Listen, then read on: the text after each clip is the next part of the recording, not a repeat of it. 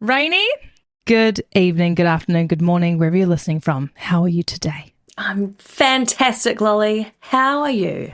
Look, I'm very excited because I want to make an official announcement. We have opened the wait list for the Can't Handle the Girl Hang Retreat, Bali 2025. Woo! Yes, we have. Now, look, this is a little idea that I had just for all of our current listeners, new listeners. I have not working in the world of murder and true crime for long. I am actually a yoga teacher. I work in the sound healing space. I know it's all about balance, right? But there's a lot of retreats out there, and I had this idea. Wouldn't it be amazing if you could go to a retreat that wasn't just about the mindfulness and the wellness? It was about getting a bunch of girls together, sorry guys, having a really fun time overseas, no kids, no partners, and it's about the girl hang as well. So we would do some yoga, there's the mindfulness, there's going to be some partying, some drinking, some shopping, maybe a little live true crime podcast edition. And I just say, let's fucking do it, because I reckon there are girls out there who want the same thing. Absolutely, and I'm one of them. Absolutely. It's just going to be me and Rainy, actually. We'll send some photos, It's going to be great. That's right. So if any of our listeners out there want to join us in this holiday retreat girl hang extravaganza, send us a message. We're going to be doing some screening, so there's no psycho murderers coming to join us. We could do a live podcast on the crime that's just happened. As it's happening. Coming to you live. Oh, shit, my throat. Bitch going down. Oh, that's bad. It is bad. But anyway, let me know your thoughts. Do you want to join us for the Can't Handle the Girl Hang Retreat Scandal? Now to the story. Am I shouting? I'm excited. No, I'm excited too. Fudge me, Rainy. I've got a real headache of a story today. Do you? Ooh. This is like a friggin' drama series brought to life. Oh, I bet a lot of them are.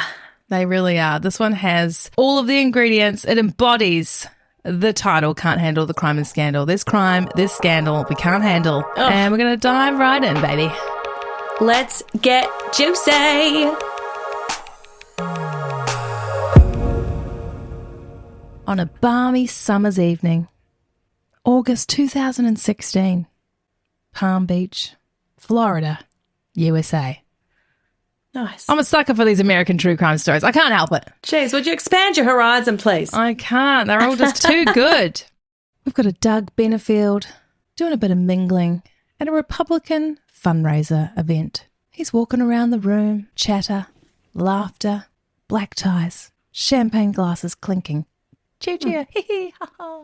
He looks across the room and he locks eyes with a smoking, drop-dead gorgeous woman, Ashley.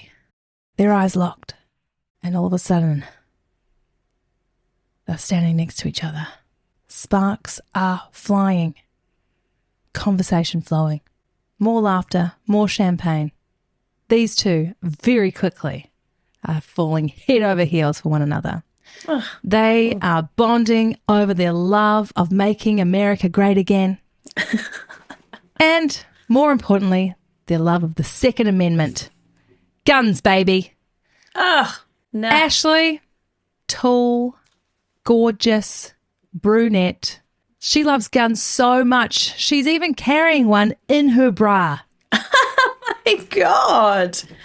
Jesus. It's a little dodgy. It's a little scary. You don't know if you're going to lose a nip or a tit. Come on, lady. Put it in your bag. Well, to be fair, it is America. These guys, they hit it off. If you haven't figured it out, they are just into each other. The relationship is going at a rapid pace, faster than the speed of light. And in just 13 days, these two would seal the deal and become Mr. and Mrs. Benefield. I mean, no need to know who you really are. Yeah. Rainy, you can't even brew a batch of kombucha in 13 days. No. They made us quarantine longer for the cold. It's just not right. Cost me $1,800 too. That's right. But these two were just in a whirlwind romance. So nobody would have guessed that in just 4 short years, this thing would frickin' implode. It would end in a massive scandal and a murder trial. with one of them dead. Oh, Jesus. 4 years. That's a long time for that to happen. That's well, okay, all right. I was trying to make it seem like it wasn't that long, but that's fine. But yes, look, this is a lot to take in. And I'm sure you're wondering, how do we get there? And also, who's dead? Okay, I'm going to tell you guys, but you're just going to have to come on a little journey. It's going to be pretty intense. There's a lot going on in this story. So let's just take it back a little bit. So who are Doug and are now Ashley Benefield? Doug is a 54-year-old entrepreneur and ex-naval flight officer. He also works as a consultant for tech companies and the government. Wow. Sounds very boring, but he's got brains, he's got money, and he's a real businessman. Ashley, on the other hand, is a very tall, sexy 24-year-old. Her love of dance, pursued a career as a ballerina, a swimsuit model, but at the ripe old age of 23, she decided to retire those dreams, and she found her way working on the Trump 2016 presidential campaign. I mean, that's quite a change, isn't it? Apparently, Ashley met Donald Trump in 2015, and he offered her a job on the spot. Of course. Very odd. Miss Universe? I was going to say, it really takes me back to the time that I met Donald Trump. Now, Yes, guys, that's right. this is a true story. I met Donald Trump. Well, I met him. He met my titties. But, well, I went to Miss Universe, guys. Yes, back in the day. I'm a bit old and haggard now, but back in the day, I was Miss New Zealand 2007. Thank you very much. And I went to Miss Universe, and this was when Donald Trump was part of the, well, he owned the pageant, I guess. The big day came. We were going to meet our chief, and all the girls had to stand in a half circle. And we were wearing these tight-boned, corseted dresses that just made your boobs, Pop. you know. And I just remember standing there quite nervous, like, oh, I'm going to meet Donald Trump. Also, like, who's Donald Trump? It wasn't like I knew much about him apart from The Apprentice.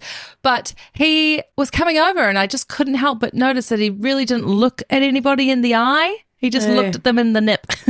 Gross. So, and I have a photo of him, and I swear he's not looking at me. I'm like kind of waving, and he's looking at the girl's titties beside me. But anyway, love him or hate him, he's probably going to be better than old Kamala.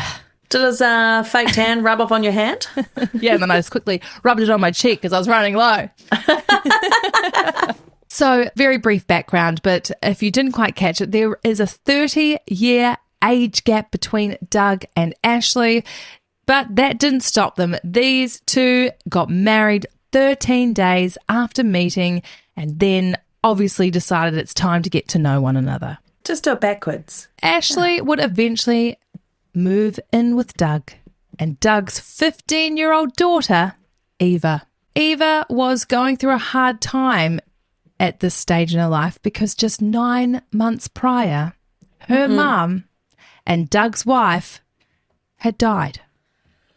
Oh, I mean, why, Doug? I Why? know, Doug, you dickhead, Doug. Quite a terrible time for Eva. She was actually the one to find her mum. Her dad was away on a business trip, and she had been texting her mum, Renee, was getting no response. She came home, was knocking on the door. Mum wasn't coming to the door. She made her way round to the back of the house and could see her mum lying on the floor, unresponsive. Oh. Eventually, it would be revealed that her mum had an underlying heart condition that was undiagnosed, and poor Renee had died from a heart attack. And bloody horrendous. 15-year-old girl lost her mum, and now she's got to try and navigate those teenage years without Mama Bear. But Doug was a really dedicated, devoted dad, and he reassured her, don't worry, darling, I'm here. I'm going to be like Mum and Dad. You come to me with anything you need. He even implied that it was just going to be the two of them moving forward in the world. 9 months later, Rainey, what were you doing at New Year's? Do you remember? Well, yeah, I was a Noosa. That's right. That was 9 months ago. Oh, wow. Was it really? Jesus. Blink of an eye. You miss it. Daddy, dearest, comes home and says, Here's your fucking sister. yes, that's right. I've met someone. At this point, Eva thought it was just Dad's girlfriend, and she's like, okay, well, that's fair. Like, Dad deserves to be happy. They go and pick up Ashley from the airport, and Eva's like, okay, cool. Like, she's kind of hot. Like, she seems cool. That's fine. She's got this weird little lisp, but that's fine. Don't hold it against her. They move in, and within a few days, Doug calls Eva down to have a chat with him and Ashley. They've got something to talk about. She's a little like standoffish, like, we don't have anything to talk about, guys. Doesn't really want to be involved. She's like, unless you guys are getting engaged, like, we don't need to talk. And then Daddy-O says, well, actually, honey, we've already sealed the deal. We're married. And this is going to be your stepmother. I mean, ooh, Ashley, no thanks. No. Eva tries her best to just get on with things. At the time, Eva's friend moved into the house, which made it a little bit easier. So now Doug's got 3 teenage girls at home. Oh, sorry, 2 teenage girls and a 24-year-old wife. And they're just trying to get on with things and live life. Ashley Benefield, she was a ballerina. And one night, Doug decided he wanted to take his new wife to the ballet. Lovely. So, as a surprise, he got her some tickets to the Nutcracker. I'm actually thinking, what's the Nutcracker? Like, do we have any more ballets? Like, what else is there? The swan one. Black Swan. The Black Swan. They go to the Nutcracker. Doug's probably bored out of his bloody brain. But he's doing it for his wife. And to his surprise, he looks over and Ashley's... She's upset. Right. Oh, no. Rainey, that was meant to be her on that stage. Oh. I can relate. I've been to a few concerts in my time and I'm like, fuck you, bitch. That's supposed to be me. There is something a little triggering about when your career doesn't quite work out the way you wanted it and then you're faced with someone else living your dream. It's hurtful. It hurts. It's like, how dare you, Lady Gaga? That's right. Fuck you, Beyonce. Tell us where to suck it. You're not good anyway. Your songs suck. I digress. Doug can see how upset Ashley is. You see, Ashley didn't quite make it as a ballerina because she was just too tall. Oh. She was overshadowing the boys. So in ballet, there is a certain mold that you're supposed to fit. So I guess it's within a certain height range and build, and a lot of discrimination in ballet. So Doug and Ashley, they get chatting. They talk about some hopes and dreams, and they decide, let's start a ballet company. Yes. What a great idea. Doug doesn't know anything about ballet, but he is all in. Ashley is going to be the brains behind this company and Doug is going to be the wallet. Ashley comes up with an idea, and I will say it was a great idea. She came up with an idea to create a ballet company that didn't discriminate. It didn't discriminate against the tall, against the fat, against the short, against the stacked. Against the thems, against the theys. Who are they anyway? So they decide to create this ballet company. It's going to be open to everyone and anyone that is obviously a talented dancer, but it doesn't matter your ethnicity or your size or your anything. We accept everyone. So it was going to be called the American National Ballet. It sounds very legit. I don't even know why there wouldn't be one that's called that already, but this sounded pretty legit. They put a call out and the auditions come flooding in. The ballet world are all excited. It's getting media coverage and it's going to be based in Charleston, South Carolina. Nice. They eventually select 47 dancers all around the country, but they also expand globally. So they've got people coming from all over the world. This ballet company promises green cards and visas. Come on over. And everyone starts to come to Charleston. They are encouraged to sign a pretty expensive lease at this luxury apartment building because this is going to be where the dance studio is. The American National Ballet, they got plans. They are going to build their own state-of-the-art studio. They have got an impressive pay packet for all of their dancers, health insurance, visas for their international dancers. There is going to be a reality show, a dancewear brand, and their own media company. This is an enterprise. Outstanding. It's pretty exciting. This is 1 year after they met. No time to muck around. The American National Ballet, it's getting underway. Things are beginning. All the dancers arrive. When they arrive, there are a couple of red flags. Their state-of-the-art studio, it's not quite ready. In fact, it hasn't even started. But that's okay. They go to another studio, this teeny little dinky studio with no windows. They all cram inside. All these new faces. Everyone's excited. They're all looking around the room. Doug's standing at the front of the room, a little awkward, a little uncomfortable. But where's Ashley? No one can see Ashley, the brains, the beauty, the whole reason this American ballet was started. Turns out Ashley was at home dealing with some pretty hefty pregnancy symptoms. Uh-oh. Because Doug reversed his vasectomy. So these two who created a little Benefield. Wow. Because she was so sick, she just thought, yeah, I just can't go. I'm not going to be able to make it. I'm sorry, Doug. You do it. You do it, Doug. I'm just going to stay here. You sort it out, Doug. You got this, honey. Poor Doug's like, I'll leave that. He's standing there in front of all these tutus, but he pretends, he goes along with it. Ashley's on bed rest. Everything's fine. So they start doing rehearsals and pliés and pirouettes everywhere. Doug's just trying his best. Ashley, as I mentioned, she is very, very unwell. She's not doing good. So she decides to go back to Florida. So she leaves South Carolina, Charleston. She goes back to Florida to stay with her mom because she just can't handle the pregnancy scandal. So she's just going to go home and mom's going to take care of her. Doug's going to take care of the ballet. We're just going to focus on the ballet for a little bit, guys. Doug is doing his best, but his best just isn't going to cut it. The nut cracks are starting to form. The dancers are waiting to be paid because obviously they've moved there, they've signed leases, and Doug, he's got no money. There's no investors. He doesn't know what the fuck he's doing. He wants out. Doug's going down to the ATM, taking cash out and handing it over to the ballet dancers to pay them, but really, like, he's spending his own money. He's forked out thousands and thousands of dollars, and he really doesn't know what to do. And Ashley, she's of no help. She is just sitting in a bed, spewing her guts out. Just close it down. Well, look, Rainey, 4 weeks after the American National Ballet opened, Doug holds a meeting. All the dancers cram into their little teeny-weeny shipbox studio, and Doug and whoever else is helping him run the show make an announcement that something very exciting is coming. There's big news, but I need you all to sign this non-disclosure agreement before you find out the big news. So all these dancers like, woo, the Nutcracker 2 is coming and we're going to be the leading stars. So they all sign the non-disclosure agreement, and then 3 days later, Rainey, they hold another meeting, and over half of the dancers would be fired because another ballet company has bought the American National Ballet, and they ain't got room for any short and stacked dancers. So they get rid of all the hefty ones. Oh, no. Everything the American National Ballet stands for, they had to get rid of all of those ones that don't fit the mold. What an embarrassment. This quickly took the ballet world by storm, as you can imagine. The media grabbed hold of this story, and it was just an absolute joke.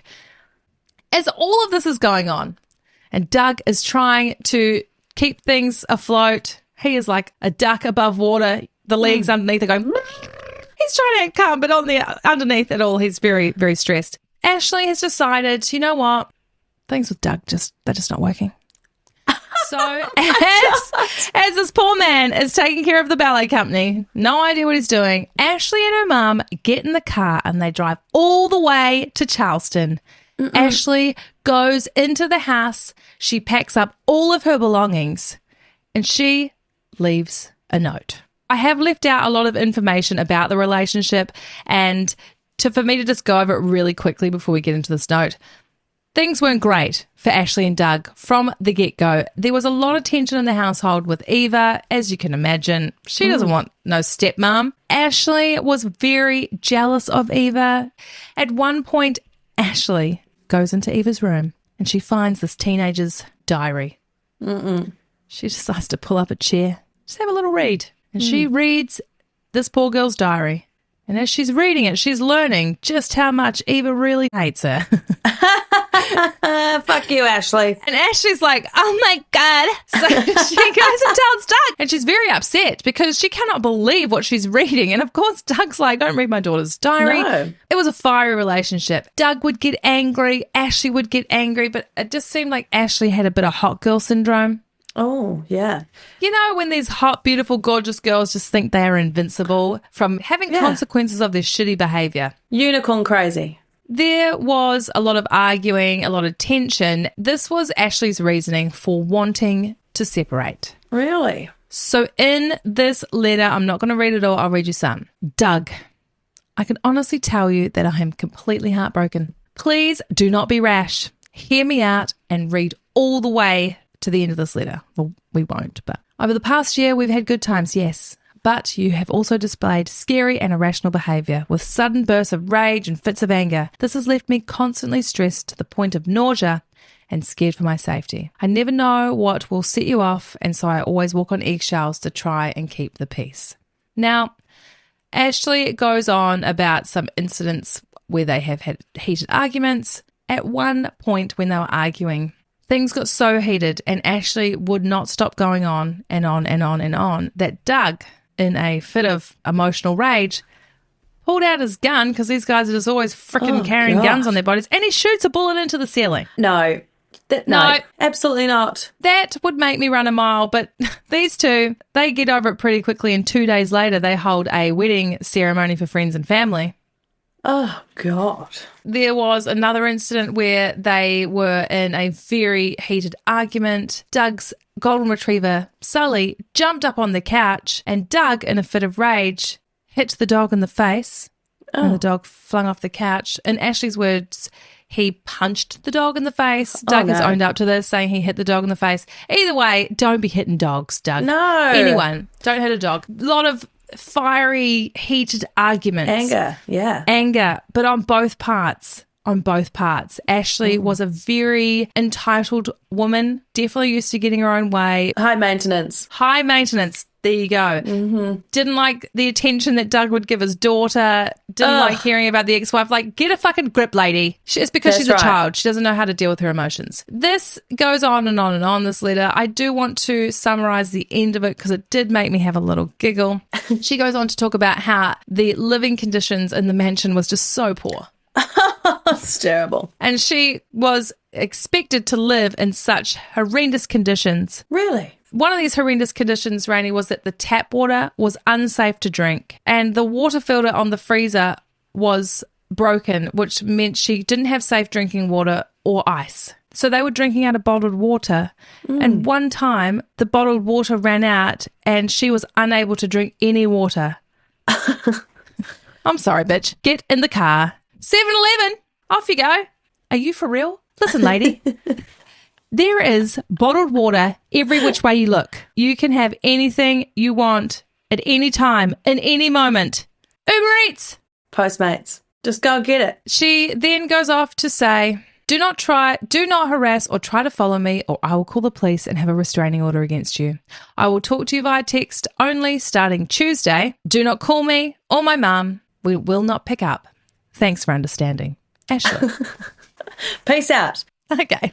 It's a little much. Who knows? I can sympathise with her if he is being aggressive, shooting guns, punching dogs. No, there is absolutely no way. If somebody did that, I would run a million miles, but they decide to have their family wedding 2 days later, so very strange. Doug has owned up to these incidents, but he said it was the worst thing he's ever done. Honestly. He denies a lot of the accusations, but it's just a yucky, icky mess. Doug is devastated because, remember, Ashley's pregnant. And this is his baby, and he wants to have something to do with this baby. So he is messaging Ashley, constantly trying to make things work. Ashley's thinking it's a little bit obsessive. During this time, Ashley starts getting really sick. And she's thinking, he's trying to poison me. Oh, can't be the morning sickness. No. Ashley knows her body, and she knows that this can't just be pregnancy symptoms. Let me tell you, lady. Yes, it is. We all want to die when we're pregnant with those pregnancy symptoms. It's just the way it is. But she starts to think about all the times that Doug made her cups of tea and insisted that she would drink the tea, and so she's certain he's been poisoning me. Yeah. Around the same time, she receives a package in the mail from Doug. It's a frickin' tea set. Pregnancy tea. She's like, oh, fuck. He's trying to get me. She opens the tea box set and a waft of chemicals comes flurrying out up the nostrils. Arsenic. And she's like, oh, this is it. He's done. So Ashley pulls out a chunk of her hair. She sends it to the lab for testing. Then she gets in her car and she drives to the police station. She's like, my husband's trying to kill me. Please take it very seriously. So they take the tea set and they send it off for testing.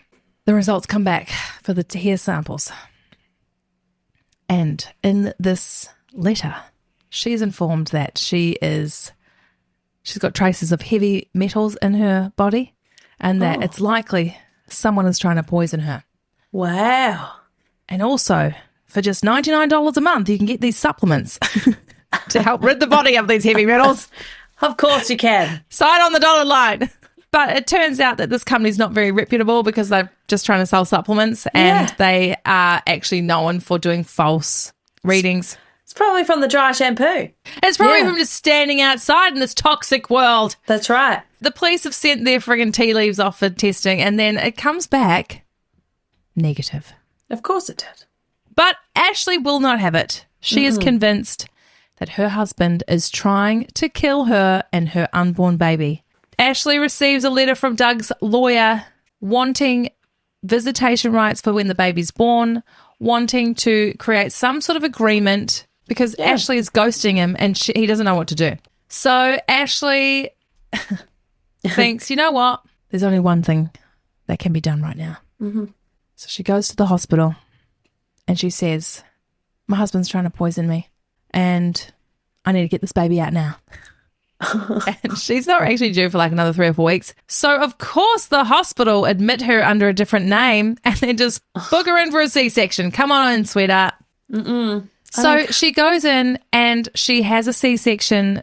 There is a perfectly healthy baby girl born. On the birth certificate, doesn't have the father's name because the hospital have done everything they can to protect this poor woman. I mean, like, did she not need any proof to be like, here's the police records, just book in? No, apparently not. Maybe what she's saying is true, but all of the evidence is coming back that it's not true, apart from the testing of the hair with the heavy metals. I mean, we do heavy metal detoxes all the time because of things we're ingesting, makeups, perfumes, freaking candles. You guys, you got some candles in your house? Make sure they're soy candles because it's the other ones. Or maybe it's the other way around. I don't know. Google it. Oh, man, I must be solid metal inside my bones.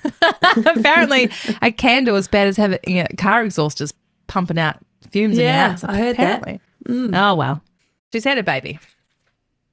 And Doug finds out eventually that the baby's born because maths. Of course, the baby's going to come out eventually. But he finds out about 5 weeks later. And he has had enough. He's like, this is enough. Yeah. I'm going to take her to court. I deserve to have visitation rights with my daughter. Ashley decides to get a restraining order and take away visitation rights. So they go into this sort of mediation court hearing. The judge looks at all the evidence and, of course, rules in Doug's favour. She says it's absolute nonsense. There is not one single piece of evidence to show that this man has been trying to kill you. There was no indication of any signs of abuse, nothing. So they grant visitation rights. A couple of days later, Ashley has to go to the police station to meet Doug to hand over their daughter. Ooh. Doug rocks on up with his lawyer because he's like, this is going to be a goddamn shit show. Yeah. Fucking old drama queen. Here we go. Ashley rocks on up with a big old smile on her face. So happy to see Doug. And she says, let's go together. Let's try and make this work. This is like split personality. Yes, she's wanting to spend time with him. He's excited. He wants to make this work. So over the next few months, they're spending a lot of time together with their daughter. At this point, it's 2019. Are they back together? They're back together. They're not living together, but they're together. Doug's just feeling like something's off. So something's off. So he decides to get a private investigator to just follow Ashley. Right, okay. Doug thinks they're together. Doug's friends and family thinks they're together. So this PI starts to follow Ashley around and quickly determines that she is seeing somebody else. Oh, dear. He files for divorce, 2019. Thank God. Good Doug. Doug's a lovely man. He looks lovely. Eva, his daughter, only has wonderful things to say about him. Ashley, she's got some new allegations, Rainey. Oh, of course she does. Doug's filed for divorce. So Ashley decides to file accusations, and this is heavy, guys. She accuses Doug of sexually abusing their daughter. I knew you were going to say that. That's so fucking wrong. It's so wrong if it's true. It's so wrong if it's not true. And Doug, he denies this to the end of days. He is absolutely disgusted that she would even utter those words out of her mouth. And of course, Rainey, there is a police investigation that goes on. Because she's gone and reported this to the police. So they are investigating this. And ultimately, it turns out that these allegations, they couldn't be proven. They were false. Of course. There was no indication of sexual abuse. No. Ashley's also decided that Doug was the one that likely killed his first wife. Oh, She's doing some investigating. She contacts Doug's daughter to let her know that Doug probably killed her mum. Eva's like, shut up, that's ridiculous. And there was no proof. She also calls Child Protective Services for Eva because she's certain that Doug's God. very unsafe. So poor Eva is having to deal with these CPS investigators coming around talking to her. The police are coming Is she like around. 20 now? How old is she now? She's 17, almost Oh, okay. 18. But still, this is a lot for poor Eva. Yeah. Time goes on, and now we're heading into 2020. Ashley, she's talking with Doug. They decided to give it another go. Of course I did. I mean, I'm sorry. If my husband had tried to kill me, abused my child, had killed his ex-wife, abusive to his older daughter, I'd want to give it another go too. I would too, actually. So Doug, being the dumb idiot, bless your heart, he decides, what could I possibly lose? Decides to move to Maryland because Ashley's going to move to Maryland. So he wants to move there too. They're going to take things slow. They're going to live apart. Doug, man. Why? And he's a good-looking dude, silver foxing. Clearly just didn't have the brains. He was just sucked into her pussy power. September 27, 2020. They're getting ready for the big move. Ashley's mum decides to take Ashley and Doug's daughter, so her granddaughter, for a walk. So Doug and Ashley can just pack up the U-Haul, get things organised for the move. All of a sudden, the neighbours can hear some screaming. And then pow, pow, pow, pow! 4 gunshots. Nope. Ashley comes running out of her house and she heads to her neighbour's house, shaking, frail, gun in hand. Knock, knock, knock, knock, knock on the door. Her elderly neighbour answers the door. What the hell's going on?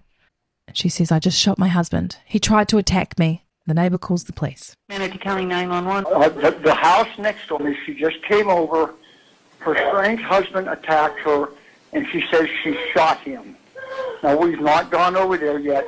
A doctor, Okay, a doctor what's his here. name? His name is Doug Benefield. Okay. I have not gone over there. I'm not Okay, I ready to don't- go back. I don't want you to go over there. Stay on the line just one moment. I'm going to connect you over to the sheriff's dispatch, okay? Okay. One moment. Calm down, honey. Calm down. What is your name, sir? My name's John Sant. KNT. I live next to Office dispatch on a recorded line. This is Gabby. How can I help you? Hey, Gabby, it's Karen. On the 11327, I have John Singer on the phone. He's saying the neighbor came over, female neighbor. It was a domestic. She shot her husband. Okay. All right, I'm going to get that on the screen, okay? Okay. She's with me now, quite upset. The weapon is here. Do you want me to go over and look at anything, or just wait for the... No, I want you to just wait for the police, okay? All right, if you could just get them here quick. She came in, she was quite hysterical. I didn't know who was banging on my door. Said that he attacked her, and she shot him. Okay. I know, honey. Come on, calm down. I know. Go ahead, ma'am. Where is the gun? Is it with her, or is it just... I have it right here, ma'am. It's sitting on the floor inside the door. My door's locked, so in case he isn't, he can't get up. I'm also armed if he does come over and try to harm her, just so everybody knows. Okay. I'm kind of concerned with her mother and the little girl might get back there and find this whatever happened. Don't go out there, honey. Come on. I know. Come on, honey. Sit down. Sit down. I know. Yeah. So where in the house is he? Where in the house is he? Her bedroom. I should have Deputy pulling up here soon. Do you see him? Okay, sheriff's here. Thank heavens. Yeah. Okay. I'm going to stay on the line with you until a deputy gets with you, okay? Okay. Just be calm. You know they're going to take you into custody. You know that, right? You just calm down and just calm. Okay. Oh, God. The paramedics arrive. They find Doug Benefield non-responsive in the doorway of the bedroom. He has 2 wounds where he's been shot. They take him away to the hospital, and 1 hour later, Doug would be pronounced dead. Oh, Dougie boy. The investigation begins. So Ashley is claiming that this happened in self-defense. Ashley has said that on this night, this evening, when Doug came over, they were getting packed up and getting ready to move. They are loading items into the U-Haul, and things begin to get mixed up. Ashley wanted things separated because they weren't living together.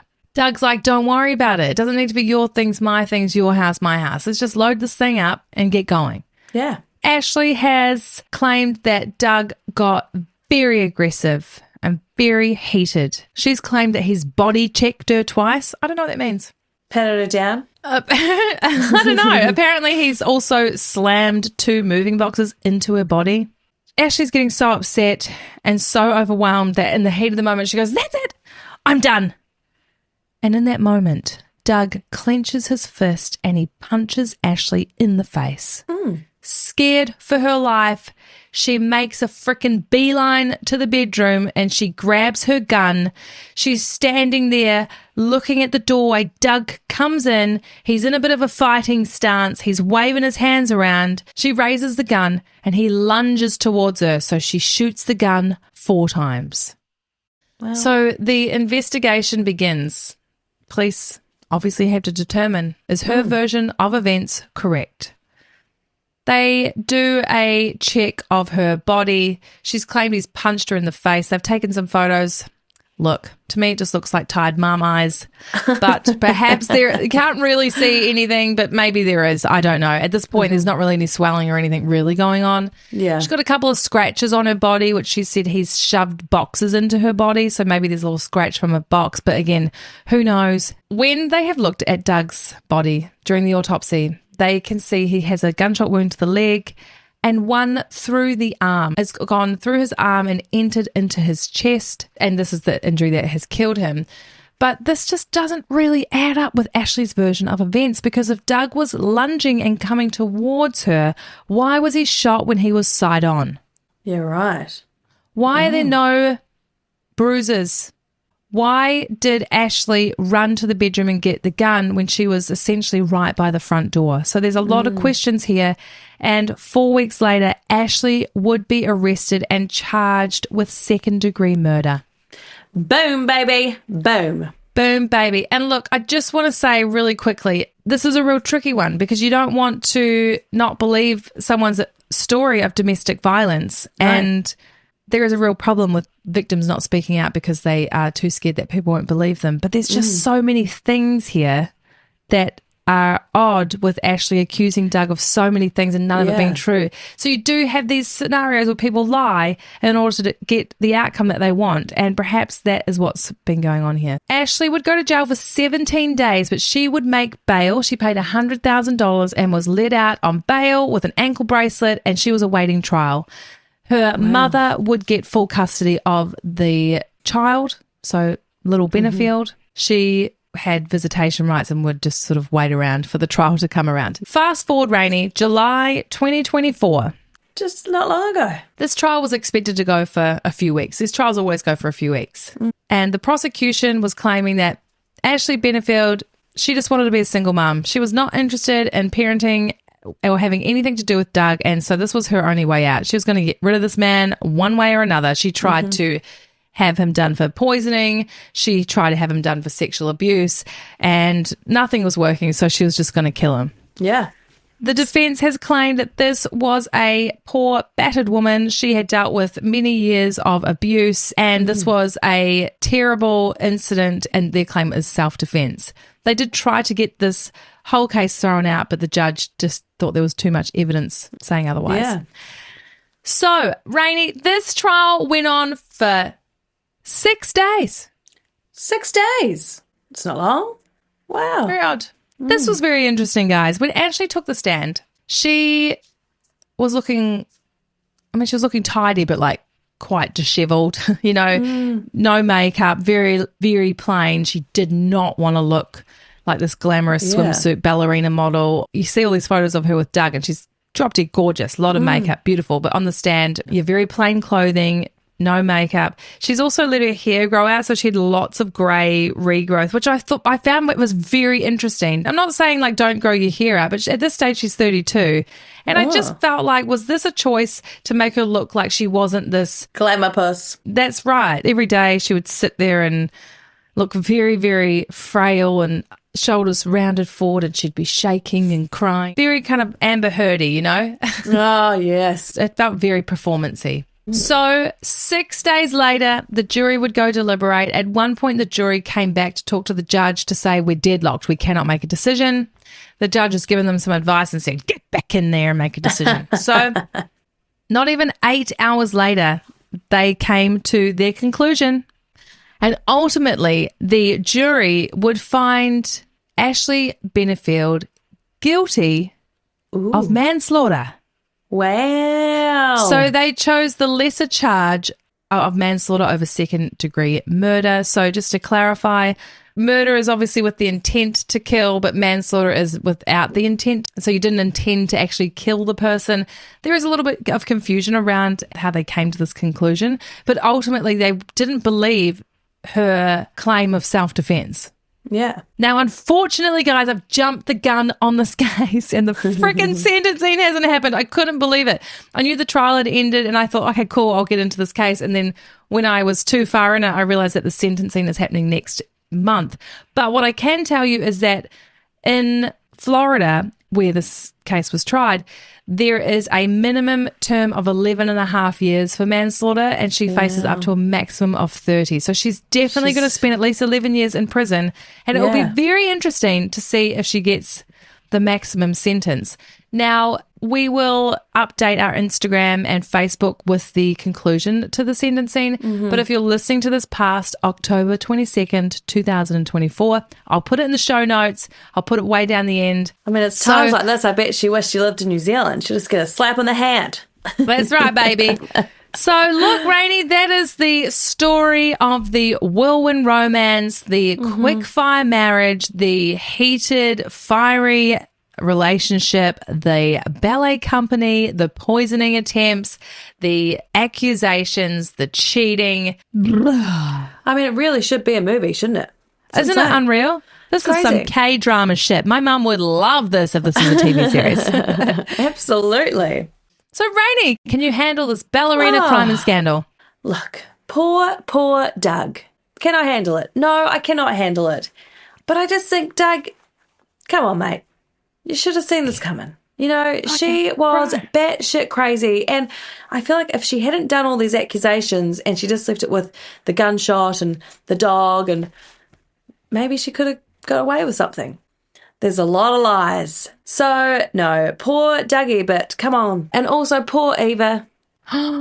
Get this right. This is so bad. So when her mum died, the parents, they had life insurance, but they decided to just put one person's name on the life insurance, and that was Doug. So when Renee died, there was no life insurance, and Doug's like, oh, that was dumb. So he decided to up the life insurance. The life insurance policy expired 3 months before he died, and he didn't renew it. And so poor Eva's been left with no little nest egg to look after her, no parents. The whole thing's a bloody mess, but Eva's doing really well. She's got about 500,000 followers on TikTok, and she has her own T-shirt line, and she's very talented. I think she does all the illustrations, and poor girl. Wow. She's been through a lot. So, Lolly, that leads me to ask you this question that we seem to come to at every episode. Can you handle this crime and scandal? No, definitely not. I feel, look, it's a tricky one because you don't want to discredit someone who's gone through something like, domestic abuse, and it's tricky because maybe she's telling the truth. Maybe she is. But there's just something so off about her. I don't know. Yeah. I feel like my bullshit radar is really ding, ding, ding, ding, ding. I just think maybe there's something wrong with her. That hotness really just cooked her brain. Yeah, hey, look, guys, thanks so much. You're just rocking our world. These podcasts, they somehow bring us so much joy. I know we're talking about really dark topics, but Rainey and I love creating these episodes. It's growing, and we're very excited. So thanks for sticking it out with us. All right, guys, be careful of those hot ballerinas out there, and we will talk to you next week. That's right. And don't forget to put in your submission for the Can't Handle the Girl Hang Retreat 2025, baby. Bye. Whoop. in for it. Sounds good. All right, guys. Thanks so much. We will see you next week. See you next week. Love you, Lolly. Love you. Bye. Bye.